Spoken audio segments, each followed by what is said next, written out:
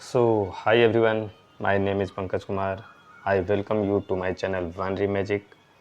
तो हम लोग इस चैनल पे डिस्कस करते हैं coding contest different problem set के सॉल्यूशन के बारे में. अगर आप चैनल पे नए हो तो चैनल को सब्सक्राइब कर लेना एंड डिस्क्रिप्शन बॉक्स में टेलीग्राम चैनल का लिंक दिया हुआ है, उसको ज्वाइन भी कर लेना.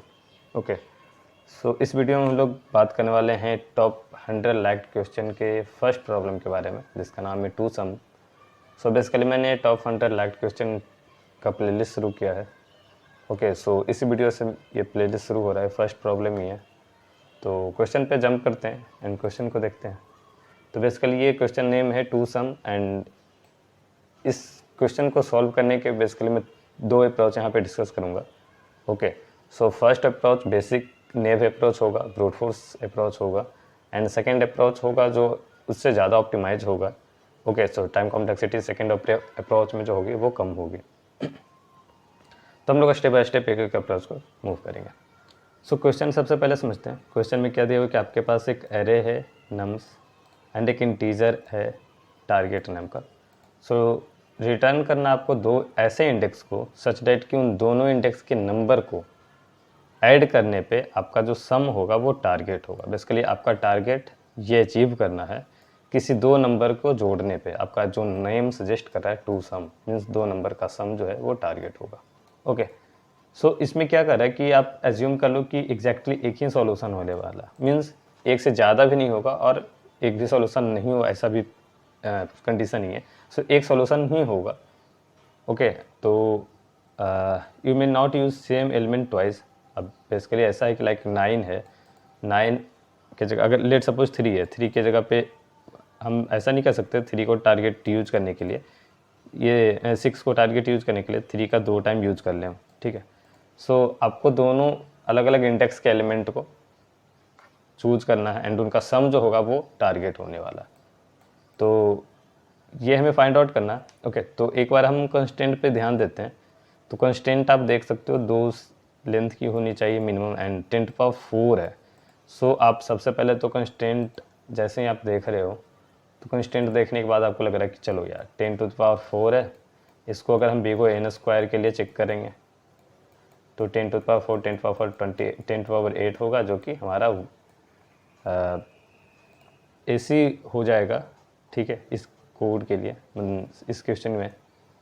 तो आपको एक चीज़ ये भी दिया हुआ है, can you move up to algorithm less than b को n² कॉम्प्लेक्सिटी. तो ये वाला जो आप एल्गोरिदम यूज़ करोगे यहाँ पे ब्रूट फोर्स अप्रोच जो हमारा नेव अप्रोच बेसिक अप्रोच जो होगा वो आपका n² जैसा है, n और n. तो n² हम सारे एलिमेंट को चेक करेंगे फर्स्ट एलिमेंट से लास्ट एलिमेंट तक का.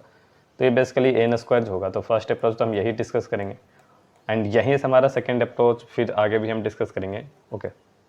तो सबसे पहले फर्स्ट अप्रोच के बारे में देखते हैं. आपके पास क्या दिया हुआ है. अब आपके पास एक एरे है a लेट सपोज.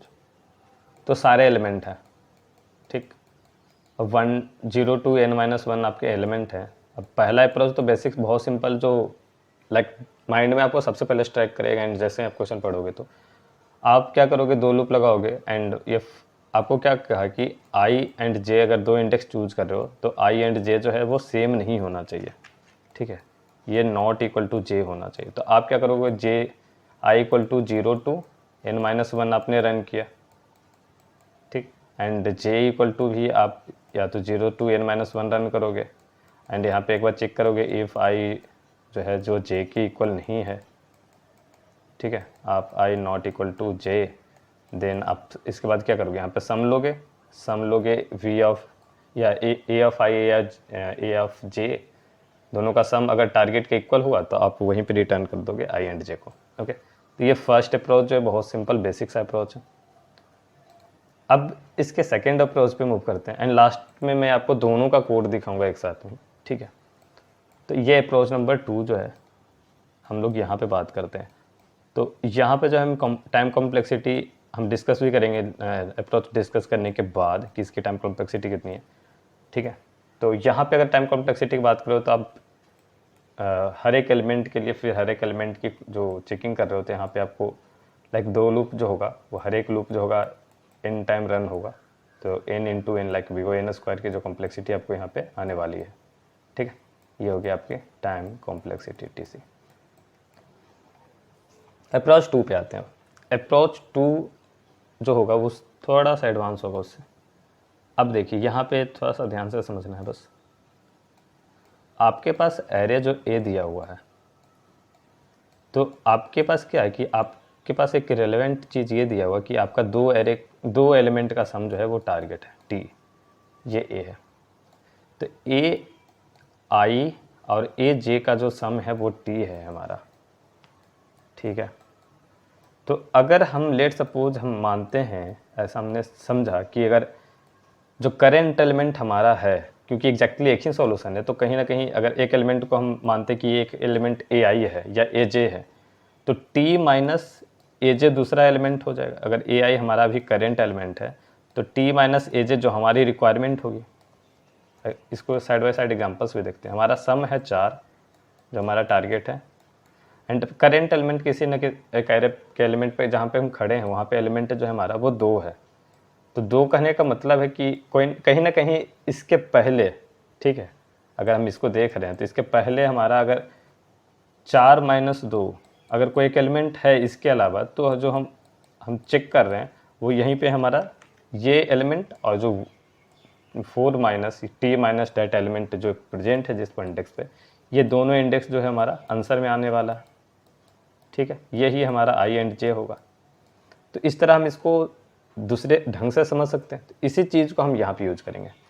हम अगर इस एलिमेंट पे खड़े हैं तो अगर हम मानते हैं कि ये एलिमेंट हमारा आंसर का एक पार्ट होगा, आंसर का एक हिस्सा होगा, तो कहीं ना कहीं टी माइनस ए जे जो है दूसरा एक एलिमेंट फॉर्म कहीं ना कहीं प्रेजेंट होना चाहिए एरे में इसके पहले, ठीक है। तो हम बेसिकली हम जैसे यहाँ पे देख रहे थे 0 to n-1, तो इसको आई जे को आप रन कर, तो अगर थोड़ा सा ऑप्टिमाइज इसको देखते हैं यहाँ पे, तो थोड़ा सा ऑप्टिमाइज वे में इसको i+1 से करते, ठीक है।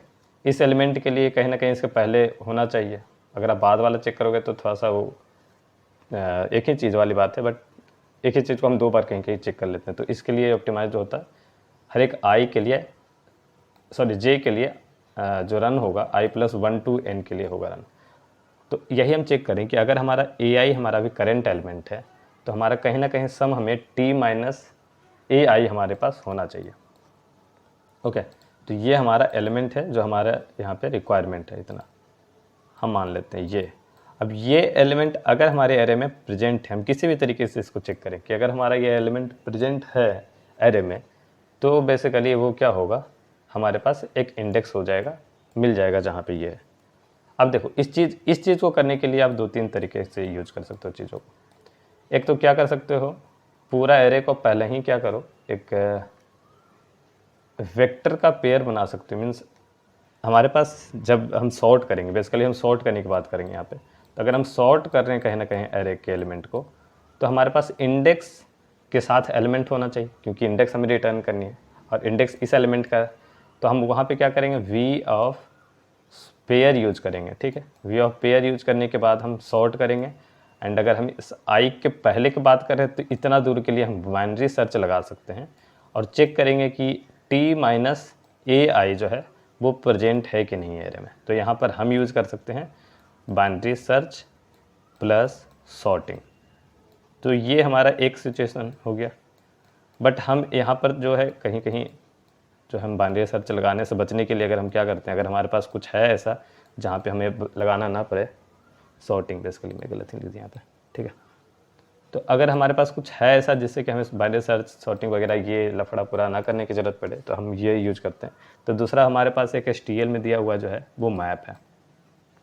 सो बेसिकली मैप क्या करता है, मैप आपको हर एक की के साथ एक की वैल्यू पेयर रखता है। तो हर एक की के लिए एक हम वैल्यू रख सकते हैं, ठीक है। तो इसका हम यूज करेंगे। तो आप यहाँ तक समझ रहे हो। अगर हमें ith पोजीशन के लिए देख रहे हैं तो हमने सॉर्ट कर दिया, तो हमें पता अब यहाँ से यहाँ तक के पेयर तो सॉर्टेड है।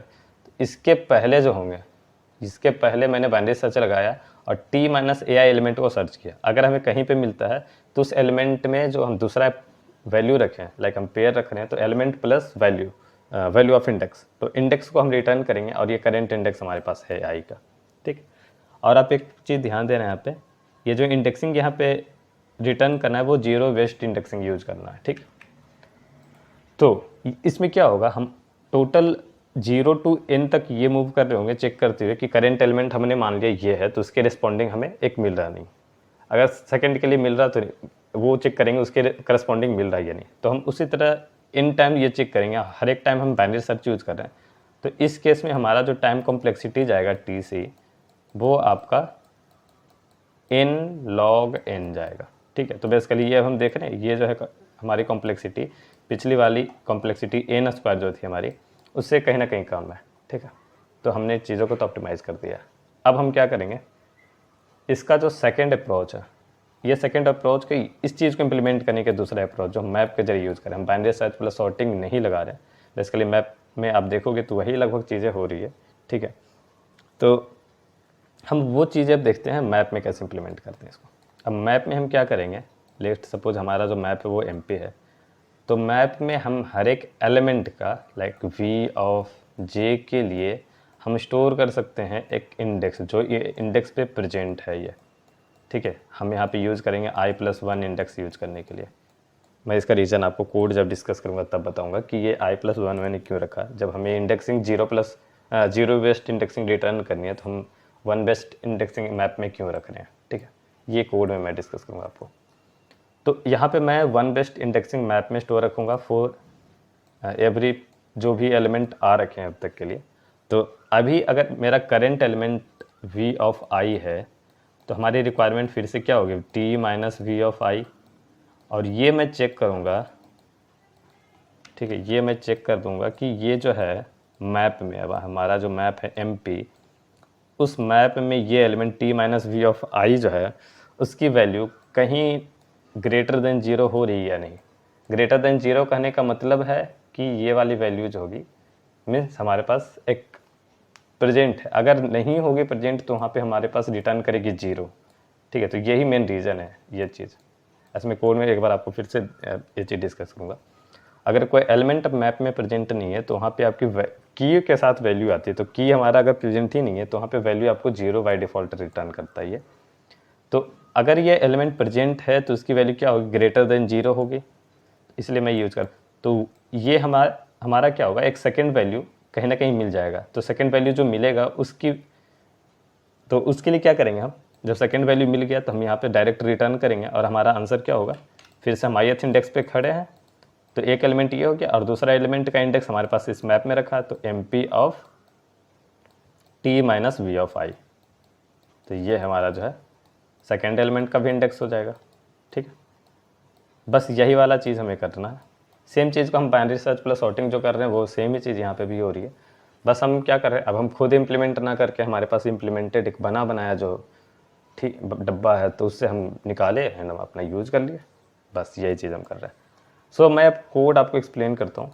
ओके, तो कोड बेसिकली आपका जब फर्स्ट अप्रोच है ये वाला अप्रोच, तो यहाँ पे मैं क्या कर रहा हूँ, एक तो पहले मैंने वेक्टर रख लिया 2 साइज के लिए। मैं जानबूझकर इसमें वेक्टर रखा हूँ और इसमें आपको डायरेक्ट इस तरह रिटर्न कर रहा हूँ, तो आप दोनों में से किसी भी तरीके से कर सकते हो। सो फर्स्ट अप्रोच ये कहता है कि आप हर एक एलिमेंट के लिए मैंने चेक किया जहाँ पे भी ये चीज़ें हो रही है, नॉट इक्वल टू मीन्स 2 अलग अलग इंडेक्स हैं एंड जहाँ पे सम जो होगा वो टारगेट की इक्वल हो गया।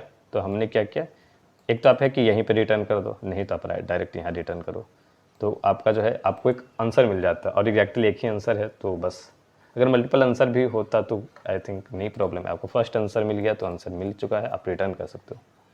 सेकेंड अप्रोच ये है जो हमने मैप में डिस्कस किया था।